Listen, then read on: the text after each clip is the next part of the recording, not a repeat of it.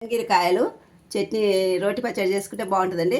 కలంగిరికాయలు చింతకాయ లాగా ఉంటుంది, పుల్లగా చాలా పుల్లగా ఉంటాయండి. పండ్లైనా కాయలైనా. ఇది పచ్చిమిరపకాయలు, ఎల్లిపాయలు, జీలకర్ర మెంతుల పొడి, ఇవన్నీ కావాల్సిన పదార్థాలండి. కడాయి పెట్టుకొని స్టవ్ వెలిగించి కడాయి పెట్టుకొని నూనె పోసి కడిగి పచ్చిమిరపకాయలు కలంగిరికాయలు కడిగి కొంచెం నూనెలో వేయించాలండి. వేయించిన తర్వాత కొంచెం ఉప్పు పసుపు వేసి ఉమ్మగిల పెట్టాలి. మూత పెట్టి ఉమ్మగిల పెడితే చల్లారినాక నూరుకోవాలండి. పచ్చడి రోటి పచ్చడి దీంట్లోకి పులుపు లేకుండా కొంచెం నేను పల్లీల పొడి, జీలకర్ర మెంతుల పొడి, కాజు పొడి కూడా వేసినండి, టేస్ట్ ఉంటుందని వేసి మిక్సీ పట్టిన.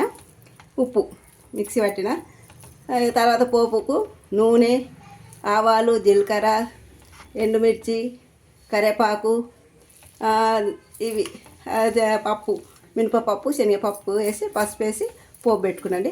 చాలా బాగుంటుందండి. ఇది టేస్ట్ ఉంటుంది.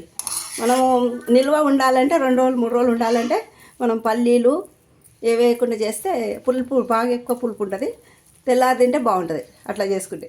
ఇక్కడ అప్పటికప్పుడు దీన్ని టేస్ట్ ఉంటుంది. అన్నీ అన్నంలోకైతే వేడి అన్నంలోకి చాలా బాగుంటుంది. నేను చేసే విధానం మీకు చూపించిన, మీరు ట్రై చేయండి, లైక్ చేయండి, షేర్ చేయండి. చూసే వాళ్ళందరికీ థ్యాంక్స్ అండి.